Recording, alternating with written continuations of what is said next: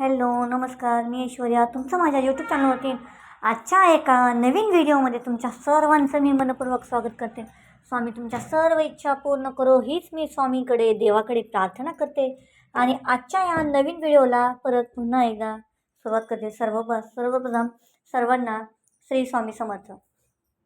रात्रंदिवस प्रगती होत जाईल. गुरुवारच्या दिवशी फक्त आपल्याला असे काही उपाय करायचे आहेत. फक्त हे उपाय करायचे आहेत जेणेकरून माता लक्ष्मीला प्रसन्न करण्यासाठी लोक वेगवेगळ्या पूजा उपवास करत असतात. सकाळ संध्याकाळ दिवा लावतात, दारापुढे रांगोळी काढतात, अन्नदानही करतात, जेणेकरून आपल्या देवाचा, आपल्या कुलदेवतेचा आपल्यावर आशीर्वाद राहील. त्यांना आपल्या आयुष्यामध्ये कोणत्याही प्रकारच्या समस्यांना सामना करू नये. आपण सर्वजण ही देवाची आराधना पूजा केल्याने आपल्यावर आपले कुलदैवत प्रसन्न होतील आणि आपल्याला आशीर्वाद देतील. तर आपण जेव्हा पूजा करत असतो तेव्हा आपल्या घरात देवी शक्ती वास करत असते. मग ते प्रत्यक्ष किंवा अप्रत्यक्ष जेव्हा आपण आपल्या घरात राहतो तेव्हा आपल्याला हे नक्कीच जाणवत असतं. सुगंध येत असतो, आपल्याला छान छान प्रसन्न वाटत असते घरामध्ये.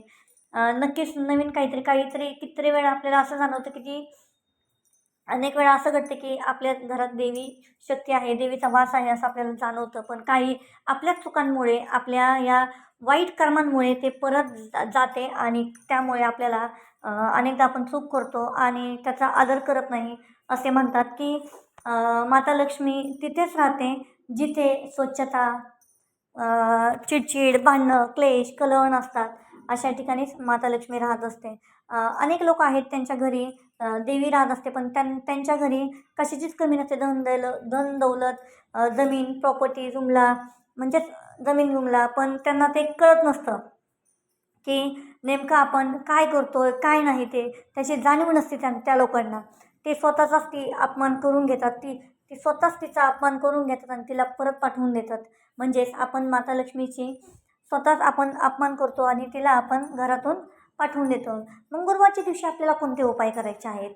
असे केल्याने माता लक्ष्मी प्रसन्न होईल. तिचा जो वास आहे, जो अखंड वास आहे, तो आपल्या घरी अखंड वास करेल. गुरुवारी हा दिवस म्हणजेच भगवान विष्णू आणि माता लक्ष्मीचा असतो आणि भगवान विष्णू आणि माता लक्ष्मीला अत्यंत हा दिवस प्रिय आहे. आपल्या माता लक्ष्मीची पूजा केल्याने आपल्या घरामध्ये सुख समृद्धी प्राप्ती होते आणि आपल्याला सर्व प्रकारचे जे कोणतेही अडचणी संकटे काही येत असतील आपल्याला, ते आयुष्यातून आपल्या हळूहळू निघून जातात. ज्योतिषशास्त्रामध्ये सुद्धा माता लक्ष्मीला सहज प्रसन्न करण्यासाठी काही छोटे छोटे असे उपाय सांगण्यात आलेले आहेत.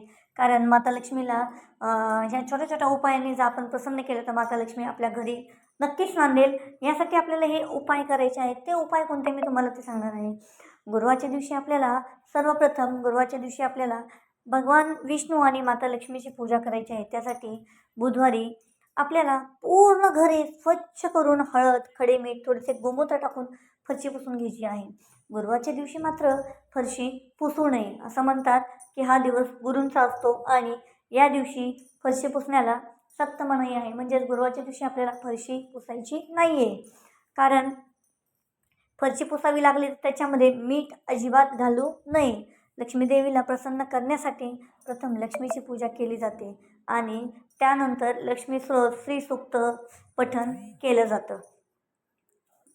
आणि आपल्याला जर आपल्या घरामध्ये धन संचय म्हणजेच आपल्याला जी धनप्राप्ती आहे ती घरात करायची आहे, ती एकत्र जुळवायची आहे. आपल्या घरामध्ये पैसा, प्रॉपर्टी, सुख समृद्धी या गोष्टीचं पाहिजे असतील ना, तर तुम्हाला पैसा ह्या पठणामुळे चांगले लाभ मिळतील. लक्ष्मीचा हा चमत्कारिक म्हणजे जे आपण पाठ करतो, लक्ष्मी देवीचा जो मंत्र आहे, स्तोत्र आहेत त्यांचे, श्रीसूक्त, हे असे काही छोटे पाठ आहेत. ते पाठ पठण केल्यामुळे आपल्याला खरंच खूप छान लाभ मिळतात. पैशाच्या कमतरतेमुळे आपल्याला म्हणजे पैशाची कमतरता आपल्या आयुष्यामध्ये भासत असते, तर त्याच्यावर मात करण्यासाठी सर्वात शक्तिशाली उपाय हा आहे आणि तो म्हणजेच हे पठण. यासोबतच तुम्हाला माता लक्ष्मीचा आशीर्वाद प्राप्त होतो आणि जीवनामध्ये आपल्या आयुष्यामध्ये सुख समृद्धी आणि त्याची प्राप्ती होते. अशी मान्यता आहे की गुरुवारच्या दिवशी केस कापायचे नाही आहेत. आपल्याला केस कापू नये, कारण या चुका आपण कोणाचा अपमान करायचा नाही, कोणाला कुटुवचनाने दुखवू नये, घरातील लक्ष्मी रूपे स्त्रीचा अपमान करायचा नाही. गुरुवारी ब्रह्ममुहूर्तावर उठून नित्यकार्य आटपून आपल्याला आपलं जे घर आहे, जे आपण ज्या घरात आपण राहतो त्या घरामध्ये आपल्याला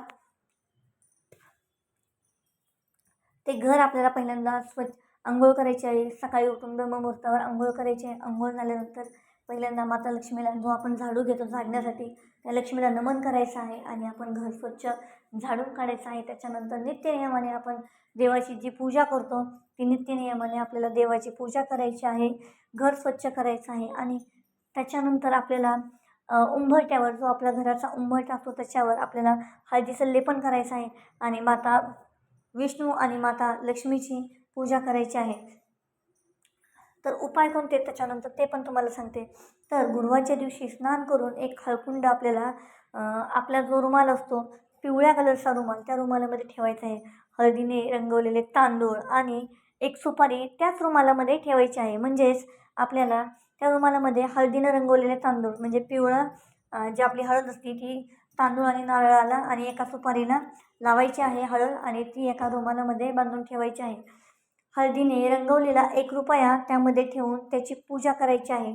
यामुळे आपला गुरुग्रह पण मजबूत होतो आणि आपल्यामध्ये ह्या उपायाने आपल्या घरामध्ये धनधान्याची वाढ होते. धनप्राप्तीसाठी अजून दुसरा उपाय म्हणजे रोज देवी लक्ष्मीची पूजा कराल तर लक्ष्मीला 1 लवंग अर्पण करा. त्यामुळे लक्ष्मी ही प्राप्त होईल आपल्या घरामध्ये. तिसरा उपाय म्हणजे 11 कवड्या शुद्ध केशरामध्ये रंगवून पिवळ्या कपड्यात बांधा आणि पैसे ठेवण्याच्या जागेवर ते ठेवा. त्यामुळे घरात धन येत राहते. चौथा उपाय म्हणजे रात्री 10 नंतर आपल्याला सर्व कामे संपवून उत्तर दिशेला तोंड करून पिवळ्या रंगाच्या आसनावर बसावं. समोर त्याला 9 दिवे लावावेत. समोर तेलाचे 9 दिवे लावावेत. हे दिवे पूजा करताना विझले नाही पाहिजेत. लाल रंगाचे तांदूळ घ्या, त्यावर श्रीयंत्र ठेवा आणि त्याची पूजा करा. हा उपाय तुम्ही पौर्णिमेला केल्याने नक्कीच तुमच्या आयुष्यामध्ये धनलाभ होण्याची दाट शक्यता आहे. पाचवा उपाय म्हणजे प्रत्येक अमावस्येला संपूर्ण घर आपल्याला स्वच्छ करायचं आहे. कारण की आपण म्हणतो की अमावस्येला त्रास होतो, अमावस्येला हे होतं, अमावस्येला ते होतं, पौर्णिमा चांगली आहे, अमावस्या बेकार आहे, असं काही नाही आहे. सर्व हे देवांचंच आहेत. सर्व हे आपण माणसांनी बनवलेले रूल आहेत. त्याच्यामुळे असं काही नाही आहे. अमावस्या पण चांगली असते, पौर्णिमा पण चांगली असते, असं काही नाही आहे. तर त्या दिवशी आपल्याला संपूर्ण घर हे स्वच्छ करायचं आहे. अंघोळ करायची आहे. अंघोळ केल्यानंतर देवाऱ्यातील देवांना आपण स्नान घालायचं आहे. ते झाल्यानंतर देवाऱ्यामध्ये धूप अगरबत्ती लावायची आहे आणि अगरबत्ती लावायची आहे. या उपायामुळे आपल्या घरामध्ये नक्कीच आपल्या घरामध्ये धनलाभ होतो आणि आपल्या आयुष्यामध्ये प्रगतीही वाढत जाईल. आपल्या घरामध्ये बरकत होत राहील.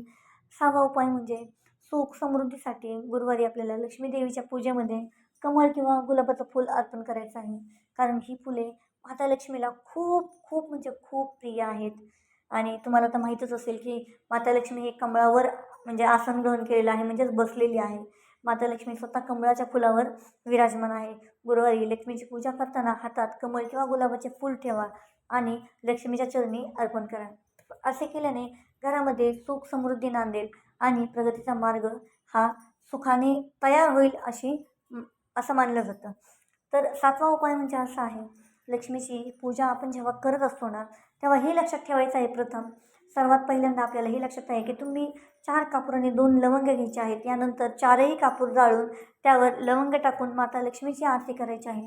असे केल्यानं आपल्या घरामध्ये माता लक्ष्मीची कृपा होते आणि घरात जी निगेटिव्हिटी असते, ती जी निगेटिव्ह शक्ती असते, कोणी काही केलेलं असतं बाधा वगैरे, तर ते नष्ट होते.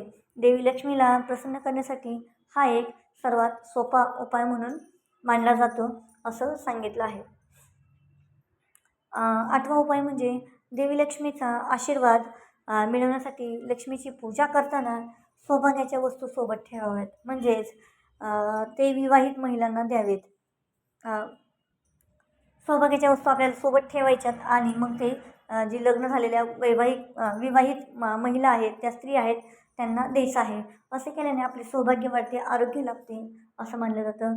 तसंच घरामध्ये कधीही आर्थिक आणि अन्नाची कमतरता आपल्याला कधीही भासणार नाही. 9वा उपाय म्हणजे जर तुम्हाला तुमचे पैसे घर धनधान्यता परिपूर्ण असावे असे वाटत असेल तर चांदी किंवा सोन्यापासून बनवलेले श्रीयंत्र स्थापित करा. घराच्या ईशान्य कोपऱ्यात बसवा आणि दररोज त्याची पूजा करा.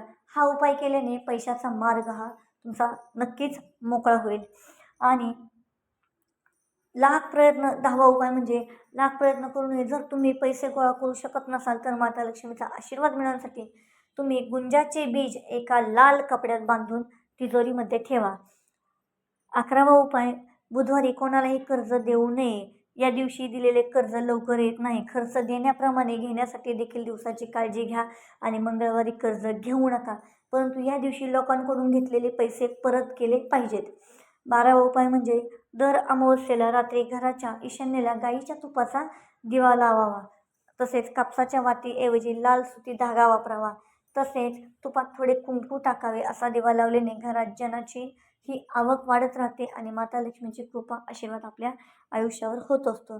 तर खूप प्रयत्न करूनही आपल्याला पैशाची चणचण संपत नसेल तर घरातील प्रमुख व्यक्तीने रोज पांढरा चंदनाचा टिक्का लावावा आणि घराच्या स्वयंपाकघरातच भोजन करावे. यामुळे पैशासाठी नवीन मार्ग तयार होतील. तर हे छोटे छोटे उपाय आहेत, मी तुम्हाला सांगितले आहेत. व्हिडिओ आवडला तर नक्कीच माझ्या चॅनलला सबस्क्राईब करा, लाईक करा, पुढे शेअर करा आणि कमेंटमध्ये लिहा ओम ए श्री महालक्ष्मी नमः किंवा ओम श्री महालक्ष्मी नमः 108 वेळा हा मंत्र जपा. हा मंत्र जरी जपला ना तुम्ही तरी तुमच्या आयुष्यामध्ये प्रगतीचे मार्ग जे पैशाचे मार्ग आहेत ते मोकळे होतील. आणि